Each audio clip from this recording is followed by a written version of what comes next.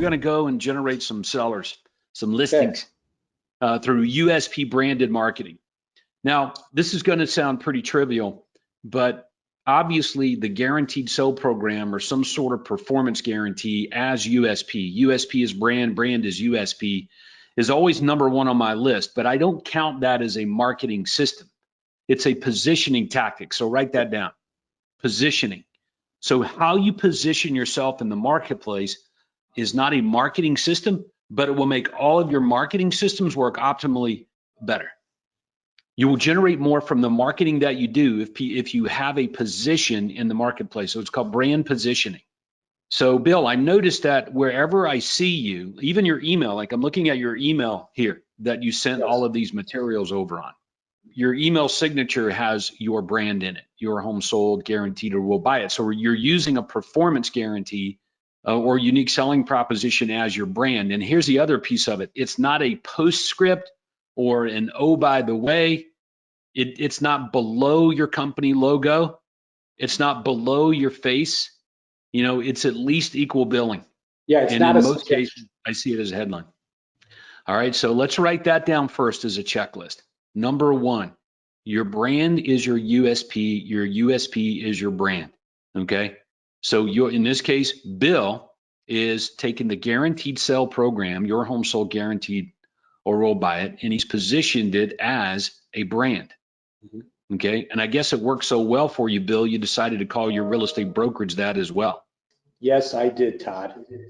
An awesome, awesome decision. Yeah, so there's no distractions.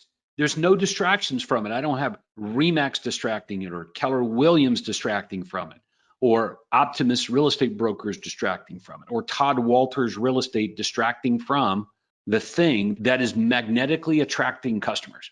And it's a beautiful thing. So I can sit here for hours and make a case of the importance of positioning in the marketplace, brand building. So let me ask everybody, is your USP your brand? Yes or no? And if it's your brand, you guys know what that means. That elevates it to bigger than you status. Is that right, Bill? That's exactly right. When you talk about the brand, we've talked about it before. It's like elevator talk. What do you do for a living, Bill? Well, you know what? I help people sell their home. If I can't get it sold, I buy it. So everything, it not only becomes the message, but it becomes the speak. Okay, so I'm just asking everybody that question. Is your USP your brand? Is your brand your USP?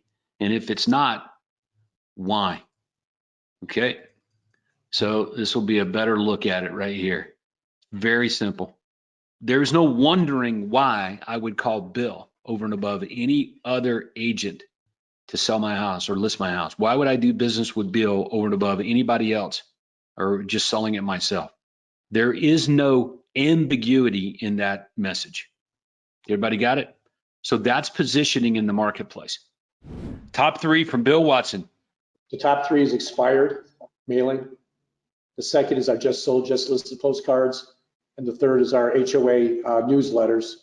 And now if I add a fourth, we're starting to get some traction on our absentee owner marketing. Okay, so we got a bonus. And then I threw in the guaranteed cash offer on your home within 24-hour ads. Now we just decided how to run those and where you're going to run them at. So now we've got plenty of ways to go and generate listings from branded marketing today. Okay, direct mail to expireds and FSBOs is more than just one piece of mailing. You're mailing them at least one piece of USP driven mail a week, and this thing runs for like 30 days or so and repeats itself. Is that right? Yeah, so what happens is the day it expires, another mailing 5 days later, 10 days later, 15 days later, 30 days later, then it's 60, 90, 120, and then we reevaluate. And when we reevaluate, we start over again with a mailing 5, 10, 15, 20, 30, and then the months again. Okay. See, the thing is that when somebody takes their house off the market, Todd, there's no predictability as to when they're going to go back to market. But in many cases, they're calling us on the 6th or 7th mailing. Mm-hmm. All right, so number one on your list was direct mail to targeted seller prospects, in your case, expireds, and could be FSBOs, could be canceled, but those are just some obvious examples. You're not mailing just one. You're taking basically this mailer, okay, and you've modified it for your own benefit. and it goes out with a card in the envelope. You've played around with the envelopes all these years to try to find the one that gets open the most. That's a project in and of itself. We could spend basically an hour talking about that one marketing system. But today was to get the top 3 down. Now we've got to go find out how they work and what they do and get them implemented. All right, so now talk to me one more time. Who are you sending these to and how often? Okay, goes out 3 times. Very shortly after we get the home sold, we always drop cards on Thursdays. And then we do it 2 weeks later and then 2 weeks later. So they're going to get 3 mailings basically within 3 weeks. Yep. And even if it's the property like this, you guys brought the buyer to it, you go ahead and take the other opportunity to do the same exact thing. Yeah, we would just change it where it says Lance sold this home in 2 days. We would say Lance Watson brought the buyer for this home. All right. So, and number 3 for you was HOA, Homeowners Association newsletter ad insert. Is that right? Yes. Okay. Is this your mortgage person? It is. They pay for all that marketing for the newsletter. Oh, it's even free. I love it. Yeah. Okay. Good job. All right. So, of course, it's going to be a big return. All right. So that is a great 3.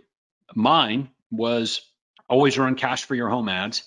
Always, always, always. And then pick 3 places to run them.